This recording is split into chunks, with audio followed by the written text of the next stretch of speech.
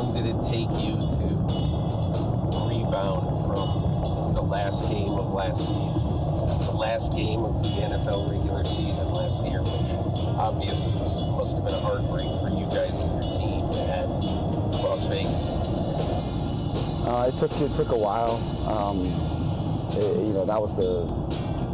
That's the toughest loss that I've ever been a part of as a competitor, for sure.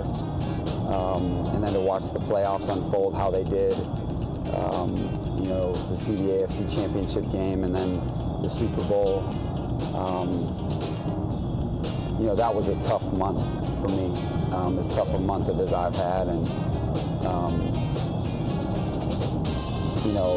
but I think it was a good month for me because I got a lot of work done in that month, and I really took a hard look at myself, number one, our team, our organization, how we did things, make those after-action reports in all phases, and I got a lot of work done, and as hard as it was, I think it set the stage for, the type of off-season that we've had, and but it was as tough as it gets.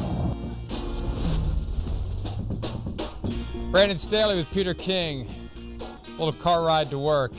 That is such a neat thing to watch and listen to, and guys get relaxed, and they're maybe a little more open than they would be in any other setting. So well done there, Peter. And let's start with the Chargers, one of the teams you visited on your training camp tour. Can they emerge from this cluster of teams when you've got the Broncos and the Raiders and the Chiefs? Can the Chargers somehow navigate not just their way to the playoffs, which we're waiting for, but get to the top of that division? Here's kind of the way I look at the AFC West. So every team in the AFC West has had significant changes. What team has had the fewest significant changes to absolutely what they need to do if they were going to win the division? And that, to me, is the Chargers. If you look at Kansas City has got 4 new receivers on offense. If you look at Denver, they've got a new quarterback and a new coach running a new scheme. If you look at the Raiders, they've got a new coach with a lot of new elements. And, I have no idea who's playing the right side of their offensive line, but that could be a real issue. And you look at the Chargers and you say, okay, like they got a new cornerback, they got a new pass rusher, they got a couple of new defensive tackles. But what really has changed drastically? I don't think a lot. And so to me, they have the best opportunity to hit the ground running in September. Now that is if J.C. Jackson doesn't miss a lot of time on defense, and assuming that they're significantly better, which they will be against the run, than 4.8 yards a carry last year. And we can talk about everything. We can talk about 4th and 1 from their own 18. We can talk about this being wrong, that being wrong. The Chargers were home after game 272 for one reason. And that reason is because they allowed 4.8 yards per rush. And down the stretch of this season, they had a paper mache run defense. And Josh Jacobs won game 272 for the Raiders. So I think they have a really good chance, Mike, of taking a major step in 2022. My big concern about the Chargers, twofold. First, you mentioned J.C. Jackson, if he's back, if he's able to contribute. They have so many guys injured every year, I just can't help but wonder whether it is the product of something other than bad luck. And at some point, it is how you're doing your flexibility, how you're doing your strength training, what your nutrition is. Are you properly hydrated? Because I see guys, and you know this experience, you're watching all the games at once, guys are getting pretzeled in every way possible, and they pop up and they're fine. If you're getting too many clusters of injuries every year, there's a deeper problem you have yet to solve that is keeping you from having your best guys on the field. If the Chargers could have their best guys on the field, far more often than not, they are a playoff team, walk right through the door, and become very dangerous if they have those players in the postseason. Number two, and I love Brandon Staley as a coach, I'm so sick of this whole 4th down thing. Here's the best approach to 4th down. be unpredictable. Don't be too predictable one way or the other. Always keep the other side on their toes about what you're going to do. When you play the Chargers now, you know they're going to go for it. They're going to go for it. They're going to go for it. They're going to go for it. Other teams, you know they're not going to go for it. I think the best approach is to always have that other team not quite sure what you're going to do, so you have maximum advantage when you choose to roll the dice strategically. And the combination of all the formulas, and I still reject the logic of a lot of these formulas because they look backward, not forward, and they ignore a broad array. I tried to say variety and array at the same time. A broad array, thank you very much, Simsism, of factors that affect how you should be thinking in the moment. How should I be thinking in this moment, in this circumstance? Is it right or is it wrong to go for it? And I think that it's wrong, Peter.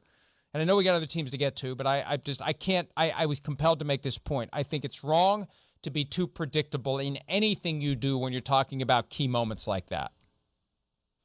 I mean, predictable or unpredictable, they were 6 out of 7 on 4th downs in that game. And, I know. Everybody kills them for the 4th and 1. And he's probably the only coach in the NFL who would have made that call at that time. I'm almost positive he's the only coach who would have made that call. But I've tried to explain it this way, because when he took a longer time to explain this to me at the scouting combine, the first thing he said was, we have the worst net punting average in the NFL last year. And so if you look at punting from your 18-yard line, you're giving it back to the Raiders right at about midfield on average. Sure, your guy could boom one, it could roll for 20 yards, but on average, you're giving the ball back to the Raiders at midfield, okay? And the way their defense was, I mean, all Derek Carr needs to do is complete 2 passes, and Daniel Carlson is kicking a field goal. That's what Daniel Carlson did. But again, that is a rabbit hole that is a 4-hour show. I guess my only point about all this is, regardless of what you think of that philosophy, they have Mike Williams back. They have Keenan Allen back. They have a good running game. I think that they're going to be pretty good this year. The Chiefs do not have Tyreek Hill back, as we all know by now. He was traded to the Dolphins back in March after the Chiefs and Tyreek Hill were unable to work out a new contract. You got to see the Chiefs up close. There's a lot of questions about what that offense is going to be without a guy who commands extra attention everywhere he goes. Offense looked pretty good in the preseason. How do you think the offense performs without having a weapon like Tyreek Hill at its disposal? Mike, something really interesting happened on my trip and even before my trip there. So Patrick Mahomes is a spokesman for this company called Whoop. Okay, they have this device on your arm. I only was, compelled to ask him about it because I have it too. I'm trying to be a little bit more fit, and look at me. Of course, I'm so fit. But Patrick Mahomes wears this, and he gets all of his health data basically told to him about this. And what I found really, really interesting is that Patrick Mahomes in this training camp is getting less sleep than he got last year, both during the season and in training camp. One of the reasons he's getting less sleep is he is working really, really hard to make sure that Juju Smith-Schuster, Marquez Valdes-Scantling, Sky Moore, Justin Watson, 4 new receivers on his team. He's trying to make sure that they all are able to hit the ground running when they play their opening game in Arizona a week from Sunday. And so he's working harder in this training camp than he has in the past. And my whole thing, the day I was there, they looked really good. Now, obviously, even though they're going up against defense, their own defense, he knows he's not getting hit and all this stuff. But I think, when I wrote this week, I said that I think the NFL's reborn player this year is going to be Juju Smith-Schuster. I think they're going to play him all over the map and not just in the slot. I think Sky Moore is going to be a very versatile new weapon for them in the backfield and split out wide. I think they're going to be okay, in part, Mike, because they know that everybody out here thinks they're not going to be okay. And I think it's energized them. Oh, I think it's so much better to be them right now than the Buffalo Bills, because everybody is expecting the Bills to just show up at the Super Bowl and be there and win the whole thing. And it's a meat grinder in the AFC. And if you're a team that's overlooked and disregarded like the Chiefs are, that is such a key ingredient in having the extra motivation. Number one, you don't have the target on your back. Number two, you got a chip on your shoulder.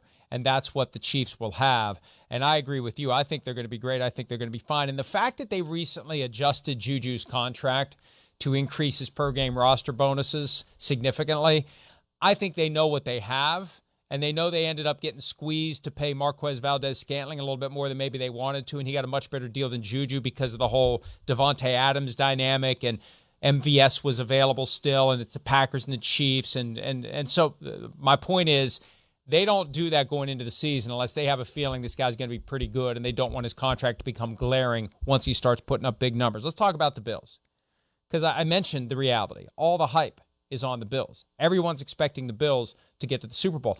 I'll take the field over the Bills in the AFC because the field is so damn strong. There's 13 contenders, real contenders in the AFC. Do you think the Bills will be able to function with this weight of the world of expectation on their shoulders, Peter? I think they will. I think they've answered their biggest problem, which is, they need a little bit of extra juice in the pass rush. I think Sean McDermott is totally focused on figuring out a formula to make Von Miller last, try to make Von Miller last for 17 games. Von Miller may not like it that much, but I do think that they're going to try to figure out a way to make sure that they don't overplay him early, especially, in my opinion, in an overly emotional game like 6 nights from now, when the Buffalo Bills go to play the Rams. It's, Mike, much has been written and said about it, but I'm telling you, I was there on like the first or second day of camp, and Von Miller was still in mourning. He had just come back from the ring ceremony with the Rams, and you could just tell, that he was really missing that team. So time will tell if they're able to get him through the year. But I think even if the defense struggles a little bit to affect the quarterback, they're going to benefit by the fact that, look, the Patriots are down, the Jets are building. Miami, I don't know. They're probably, an 8 to 11 win team, but they're not on the Bills level right now.